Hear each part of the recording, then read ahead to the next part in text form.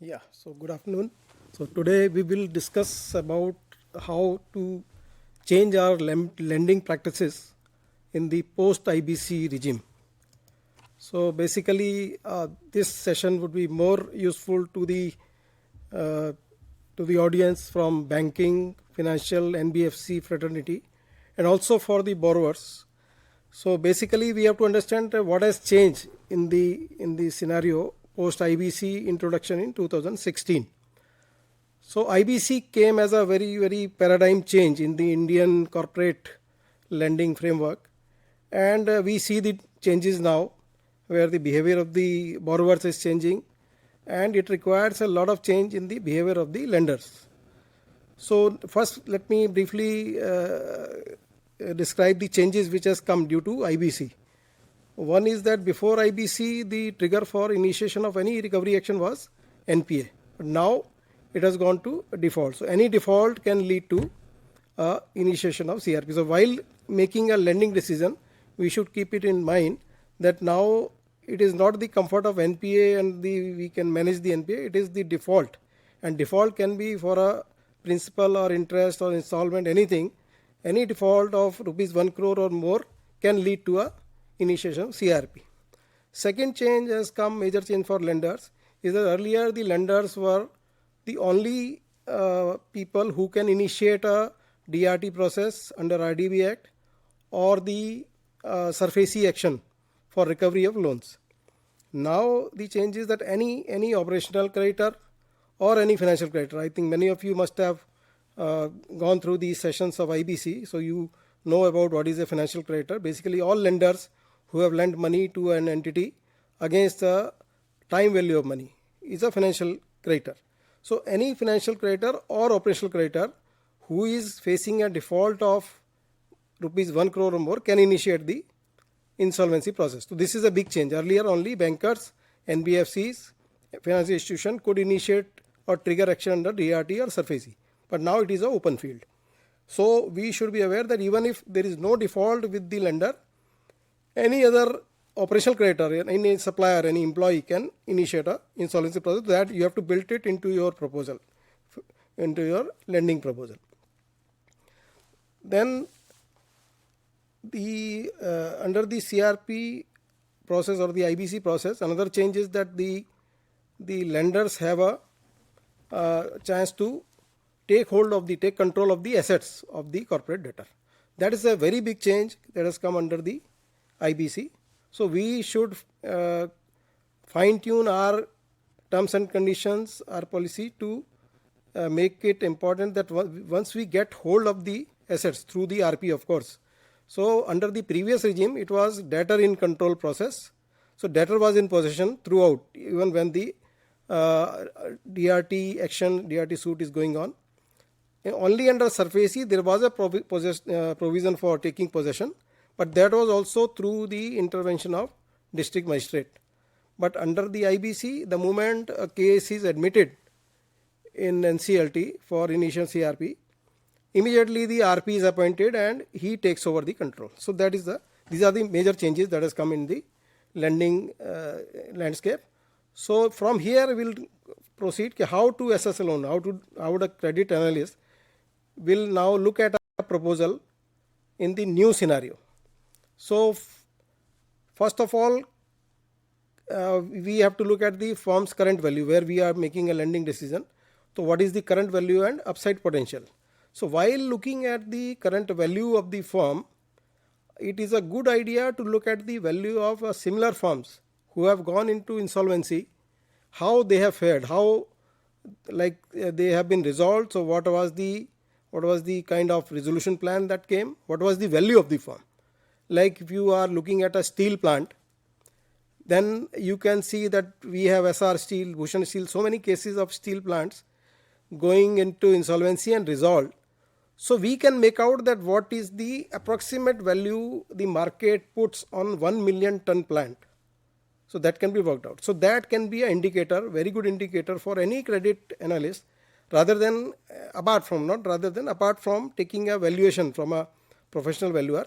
You can also look at the market value, what is the value market is putting on this firm. Then we have to very consciously look at the threshold of credit worthiness. Because earlier also we were looking at current ratios, debt equity ratios, which are called solvency ratio. Current ratio is more a liquidity ratio. We were looking at from a analytic point of view, but the analyst never looked really seriously at that how this company will fare under insolvency. But now, since that is a clear and present risk, even for a standard running company which has not defaulted to the lenders, there is a risk of insolvency. So we have to look at the credit worthiness of this company, whether it will be able to justify the loans or the credit provided by market creditors. Credit rating of firm is of course used for the purpose of pricing, structuring, and I think credit rating agencies will also be tweaking their rating this thing to work out whether this company, how it will fare in a insolvency kind of a situation. Then growth potential, how the firm can be agile, how can it be move very fast to the market developments, like the COVID-19 came very suddenly.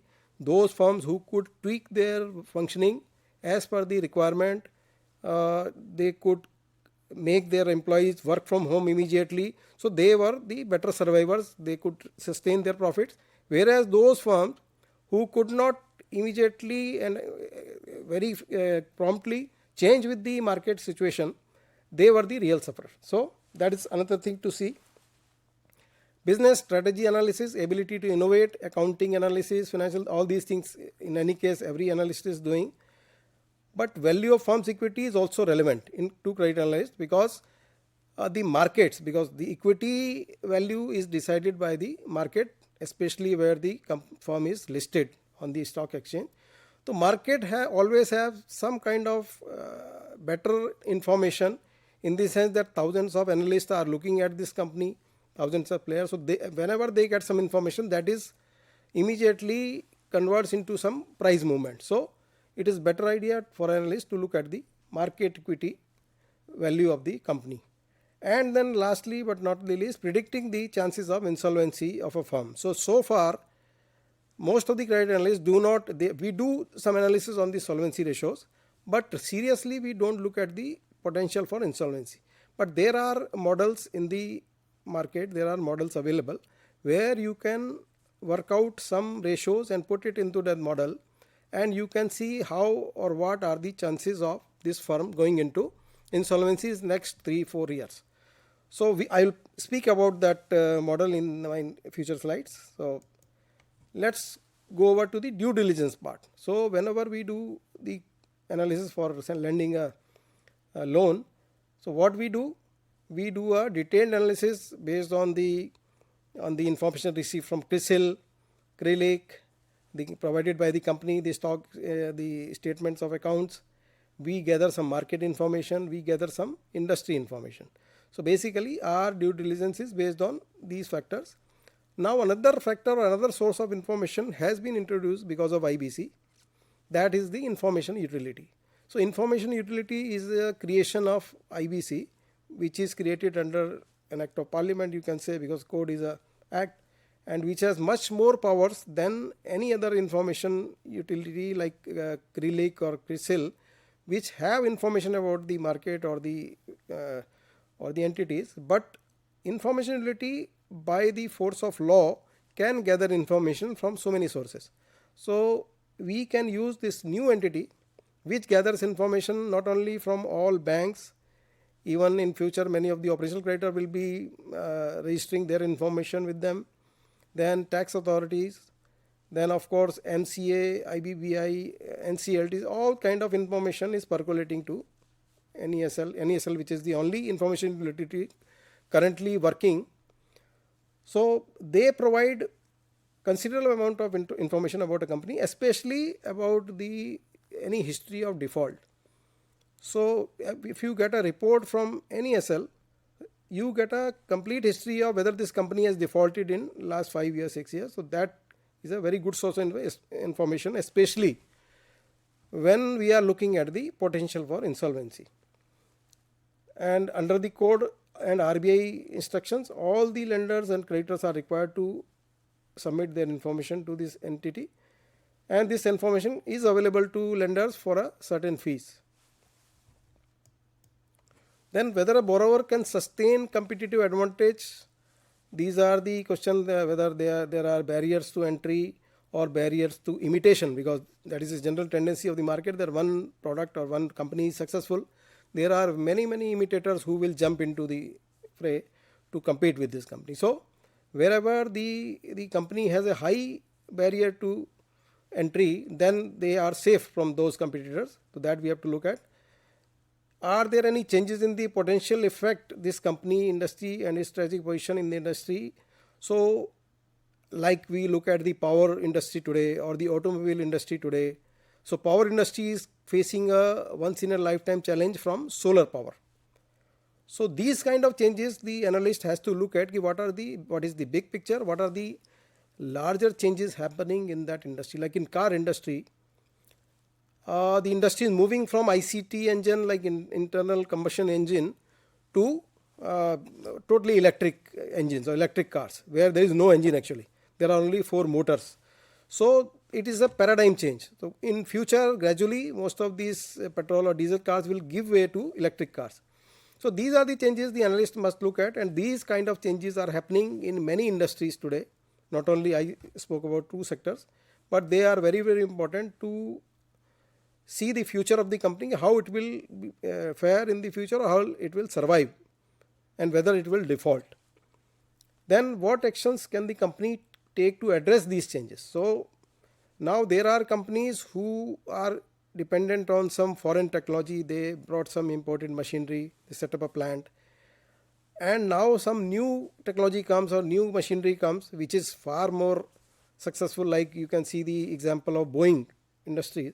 Boeing was the only company in the world which was manufacturing aircraft, and then some competition came from Airbus, so Airbus Industries, and ultimately somewhere in 2004-05, Airbus brought in a new plane 320 which was much more fuel efficient and much more carrying capacity of passengers, so which left the Boeing, which is an old company, high and dry. So they could not compete with them, and then they had to invest, because each manufacturing or designing a plane is a long-term process. So they came back with some half-baked changes in that MAX aircraft, their 737 MAX, and ultimately it led to some disastrous consequences, like some of the largest crashes happened, and then Boeing got a very bad name. So these are the kind of changes you have to see whether this company has an innovative mindset, do have an investment in R&D, so that they can face challenges coming from some new company coming in their area with a better and competitive technology. Then whether the firm is able to maintain its competitiveness in the face of new disruptive technology. As I said, in case of power, whether solar power, so most of our thermal power plants, they are facing challenge because they have to buy coal either from local market or from overseas, where the prices are fluctuating as per demand and supply. On the other hand, the solar power company only has to buy or one-time investment in the chips. Once the plant is installed, it is only a maintenance, no input in the sense of any raw material. So now this old thermal power have to compete with solar power. So these are the kind of paradigm changes happening. So you must look at the industry or the proposal from that angle, whether this technology will survive for some time, how this will be able to compete with the new technology, what is the pricing of this company in the face of sudden movement in raw material prices, whereas facing with the competition from new sector companies. Now then also one thing under IBC new introduction is the kind of preferential or avoidance transaction. So whenever a company goes into insolvency, the IP, insolvency professional, who is appointed as RP or resolution professional, he has to go through the books of account of the company to look at whatever hanky-panky or some financial shenanigans performed by this company to divert funds or to take away the assets or alien the assets from the creditors.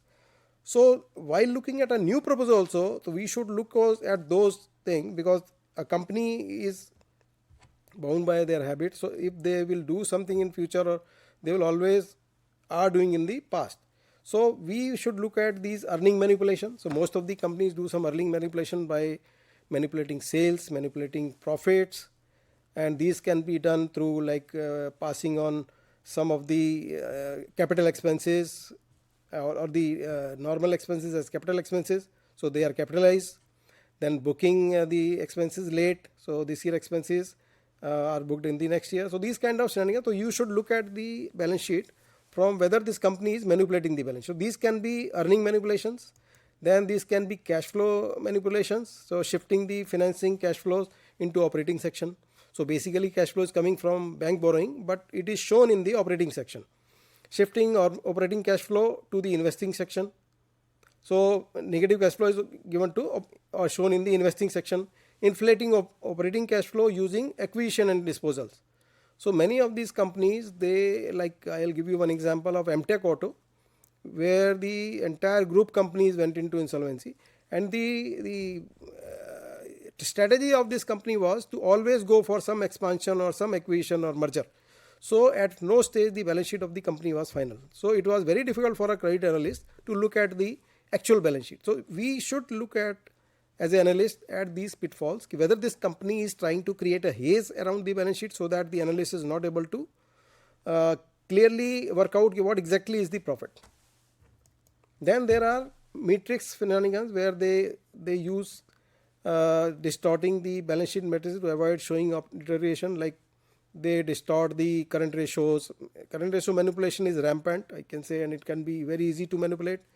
Even debt equity ratios can also be manipulated. So you have to look for newer ratios where the distortion is not possible. And I think cash flow analysis is a better way, deep cash flow analysis is a better way of looking at these kind of manipulations in the balance sheet. Then the security. While giving a loan, the analyst has to look at the security. What IBC experience tells us that earlier most of the lenders were comfortable looking at the fixed asset. Some machinery is acquired, it is there, some balance sheet figure is there for machinery, and my loan is quite covered by the machinery. So what we should look at is that quality of the machinery, how old it is, whether he has acquired a used machinery or a new machinery, or whether the land is sellable or not. So these kind of things, because ultimately if you take the company to insolvency, what you get is the real value, market value of the assets. So you have to look as an analyst at the real value, whether the valuation is correct, first of all, whether the machinery, whichever is financed, is the original machinery, and whether it will be sold, at what rate it will be sold in the market if this company goes into insolvency or liquidation. So I think with this, my time would be over, and I'll say some of the things like we can also look at is like brand equity. So some of the cases, as in Kingfisher and in some other cases, we have seen that brand could have provided some value to the creditors. But since brand was already alienated, it was parked in a different company and was kept away from the creditors. So banks could not recover any money by using or selling that brand. So while looking at a proposal, also look at these values like patent values, brand value, and try to put a charge on them so that in future, if it comes to recovery or resolution, we have access to these brands or patents. So that is all for today. Thank you very much.